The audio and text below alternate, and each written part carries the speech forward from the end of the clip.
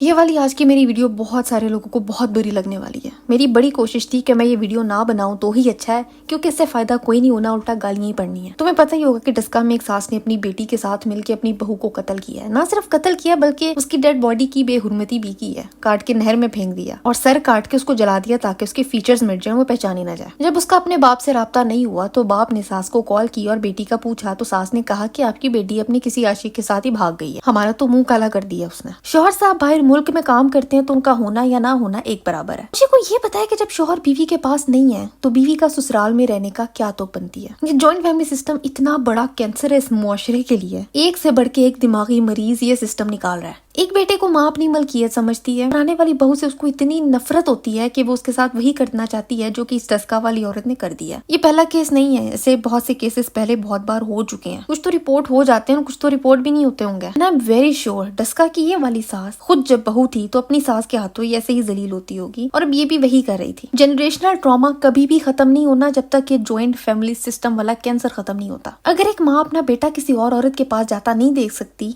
तो उसकी शादी क्यों करती है? सीरियसली मत करो। अपने पास रखो अपने लाल को, लेकिन किसी और की बेटी लाके उसकी जिंदगी ऐसे अजाब ना बनाओ कि वो दिन रात तुम्हारी मौत की दुआएं करे। और वो मर्द हजरात भी अगर अपनी बीवी को अपने पास नहीं रख सकते तो मत करो शादी। क्या पॉइंट है उस शादी का जिसमें मियाँ बाहर है और बीवी ससुराल के अजाब में दिन गुजार रही है? अभी वाली बात कोई ना करे कि ज्वाइंट फैमिली सिस्टम ना हो तो बूढ़े माँ बाप का ख्याल कौन रखेगा। और मजे की बात ये है कि आदमी खुद अपने माँ बाप को मुंह भी नहीं लगाते, लेकिन अपनी बीवी से ये उम्मीद रखते हैं कि वो अपने माँ बाप छोड़ के मेरे घर आए और मेरे माँ बाप की खिदमत में लग जाए और मैं हर तरह की जिम्मेदारी से आजाद हो जाऊं। जितनी प्राइवेसी एक औरत की ज्वाइंट फैमिली सिस्टम ब्रीच करता है ना, कोई और नहीं करता। इस्लाम में देवर को मौत कहा गया है, लेकिन हमें क्या लगे, हम तो ऐसी की तहसी करेंगे औरत के उन हकूक की जो कि दीन ने खुद उसको दिए हैं। फेमिनिस्ट तो हमें जहर लगती ही है, लेकिन वो औरतें भी हमें जहर लगती हैं जो अल्लाह के दिए हुए हकूक हमसे मांग लें कि हमें अलग घर चाहिए जो मेरा हक है। भाई कोई एक भी सहाबी का नाम मुझे बता दो जिन्होंने अपनी बीवियों को ज्वाइंट फैमिली में रखा हो। भला वो किस तरह से अपने माँ बाप की देखभाल कर लिया करते थे। एक औरत जब अपने वालिदैन को छोड़कर आ सकती है तो तुम क्यों नहीं अपने वालिदैन को छोड़ के अलग मूव हो सकता है। और अलग मूव होने का ये मतलब बिल्कुल भी नहीं है कि माँ बाप से बात करना छोड़ दो। उनकी खिदमत तुम पर फर्ज है, तुम्हारी बीवी पर नहीं। तुम्हारी बीवी पर तुम्हारे सास ससुर की खिदमत फर्ज है। यार अजीब सिस्टम चेंज कर दिया वन पाकिस्तानियों ने। यहाँ शादी के टाइम में एक लड़की को खुश होना चाहिए कि उसके पास अपना घर होगा, अपनी स्पेस होगी, अपनी प्राइवेसी होगी, अपना किचन होगा, उसका उठना बैठना, सोना जागना, खाना पीना, पहनना ओढ़ना अपनी मर्जी का होगा। लेकिन ज्वाइंट फैमिली सिस्टम में ये क्योंकि सब कुछ नहीं होता तो लड़की को शादी एक अजाब लगती है जिसमें उसका एक अदद ऐसा शौहर होता है जिसका होना ना होना एक बराबर होता है, मामाज बॉय। और ये साइकिल चलता रहता है, आज तक चलता आ रहा है। घरों में सुकून नहीं है, एक दूसरे से हसद और नफरत पीक पर है। एक दूसरे का हक मारना अपने ही घर में कोई बड़ी बात नहीं है। ना तो माँ अपने बेटों की शादी करने के लिए मेंटली प्रिपेयर्ड होती हैं और ना ये मामाज बॉय शौहर और बाप बनने के काबिल होते हैं, ना तैयार होते हैं। लेकिन हो केयर्स, मुंडे दी उम्र वध रही है,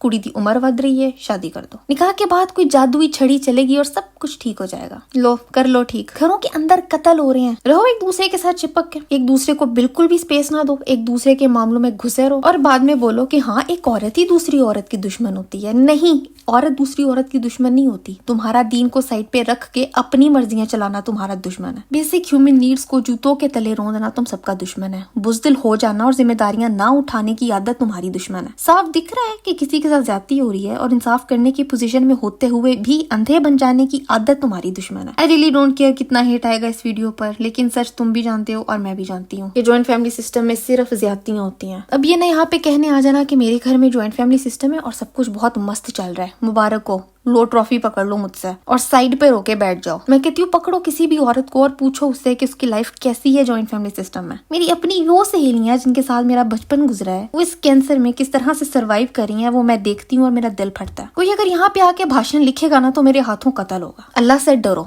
जो पावर और अथॉरिटी अल्लाह ने तुम्हें दी है उसका मिसयूज करते हुए अल्लाह से डरो। वरना यार मेरी दुआ है, बल्कि मेरी बद्दुआ है कि ऐसे छितर पड़े कब्रों में उन लोगों को जो जानबूझ की आंखें बंद रखते हैं, जुल्म होने देते हैं और मीसने बन के बैठे रहते हैं। अल्लाह गारत करे ऐसे लोगों को, इस दुनिया में भी कहीं के न रहे और आखिरत में भी डीप फ्राई किया जाए, आमीन। तुम बताओ अगर इस तरह का कोई वाकया तुम्हारे सामने है, कोई ऐसी स्टोरी है जिसमें ज्वाइंट फैमिली वाले अब्यूज कर रहे हो, मुझे नीचे कमेंट्स में लिखो, मैं जरूर पढ़ूंगी।